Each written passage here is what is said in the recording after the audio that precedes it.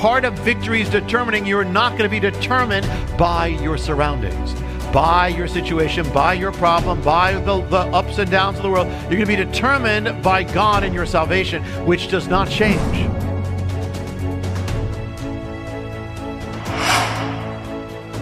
You can guarantee, can you have a guaranteed year of fruitfulness? Because fruitfulness is of God, and the answer is you can. You can guarantee that you're going to have a year of fruitfulness, because fruitfulness is not dependent on what goes on around you or any circumstance that's going to happen around you this year. And we're going to look at how. And we're going to go to a scripture here, which is another, you can take this as another scripture to apply for the year, and this is Psalm 37. And we're going to pretty much focus on just only one verse, but we're not there yet. We're going to start just before it. But this one verse, because it's the Bible, one verse of this is enough to change your life, change your course, and certainly your year. Now, the verse that I'm going to share with you is what the key is: simple and yet profound, and if you apply it, changes everything. But let's start before it, and on Sunday we're going to continue on to another one linked to this. But here it is, Psalm 37. We start before the verse, but this is also crucial. Do not fret or worry because of evildoers. Don't be envious towards wrongdoers. They'll wither like the grass and fade like the green herb. First thing, you want a year of fruitfulness. God is saying, stop worrying. You can't be fruitful if you're worrying. Nobody who's worrying is fruitful while they're worrying. It says, be anxious for nothing. Not for some things, nothing, but in all things lift it up to God.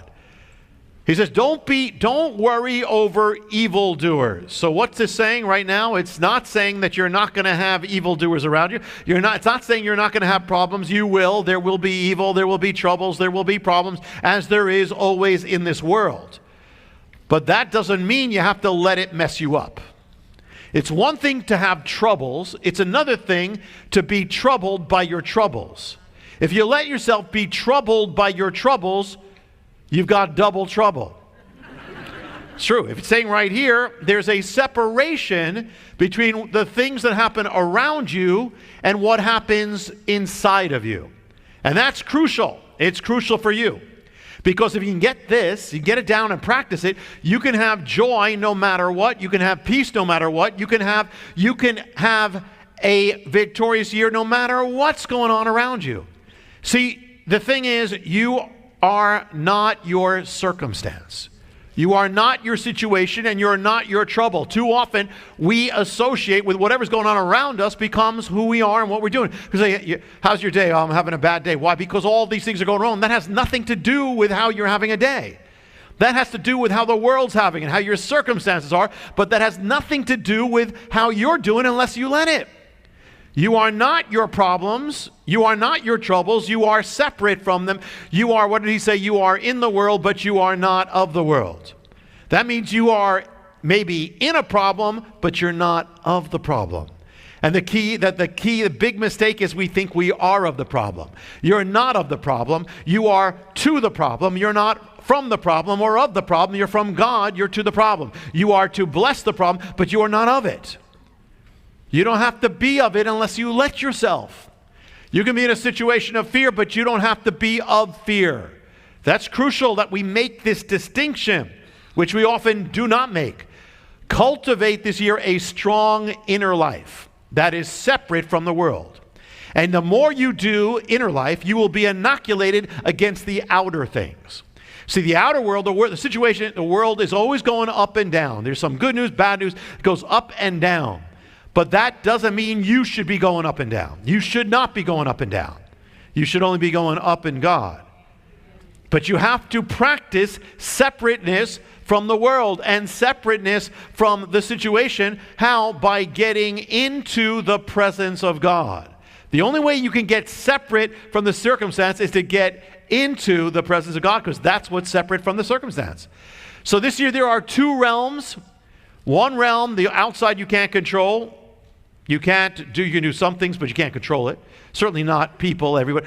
But the inner realm, you can control it, and you can guarantee what kind of year you'll have if you nurture your inner life with God.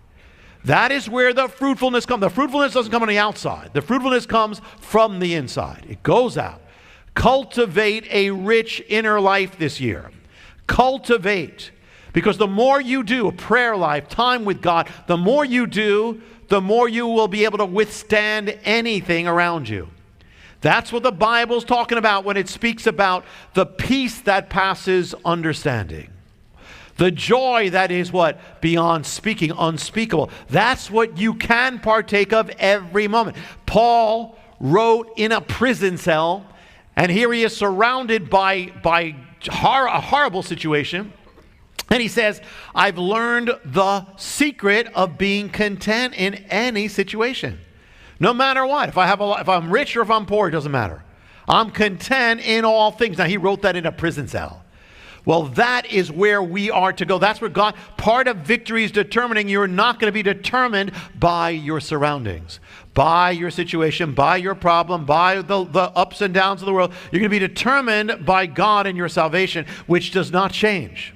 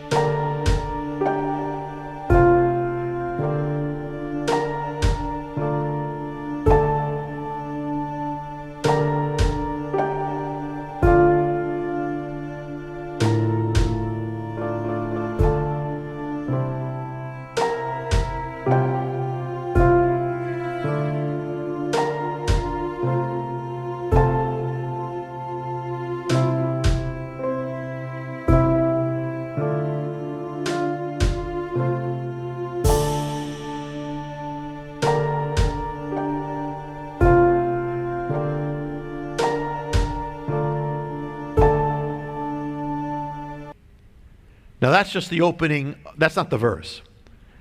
But now I want to get to the verse for tonight to apply to the year, which is the key to fruitfulness. I'm going to start with just the first few words, not even the whole verse.